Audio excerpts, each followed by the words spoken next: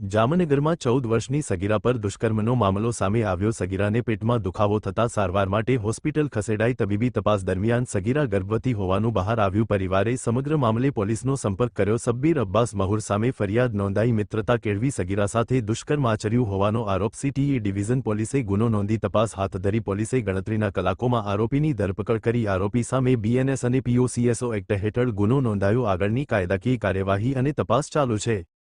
Jamnagar city division police station દ્વારા એક POCSO હેઠળની ફરિયાદ દાખલ કરવામાં આવેલી છે, જેની વિગત મુજબ જે આ કામના ફરિયાદી છે તેમની સગીર વયની દીકરી એટલે કે 14 વર્ષની જે એક દીકરી હતી તેને પેટમાં દુખાવો થતો હોય ને સરકારી હોસ્પિટલ લઈ જતા ત્યાં તેને ગર્ભ રહેલો જણાયું। જે બાબતની આગળની પૂછપરછ કરતા જે આ કામના આરોપી છે જેનું નામ છે શબ્બીર અબ્બાસ મહુર, જે રહે ખાટકીવાડ જામનગરવાળા છે, તેના દ્વારા આ જે ભોગ બનનાર છે તેની સાથે જે તેની દીકરી જે સગીર વયની છે તેની સાથે ફ્રેન્ડશિપ કરી તેની સાથે બળજબરીપૂર્વક શરીર સંબંધ બાંધી અને આ પ્રકારનું કૃત્ય કરેલું હોવાનું એમના દ્વારા ફરિયાદ આપવામાં આવેલી છે।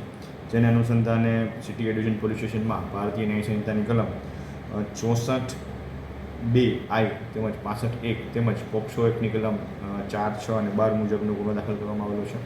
અને જે આરોપી છે શબ્બીર અબ્બાસ મહુર તેને સિટી ડિવિઝન પોલીસ સ્ટેશનના સ્ટાફ દ્વારા અટક કરી અને હાલ આગળની પોલીસ રિમાન્ડ માટેની કાર્યવાહી હાલ કરવામાં આવી રહી છે।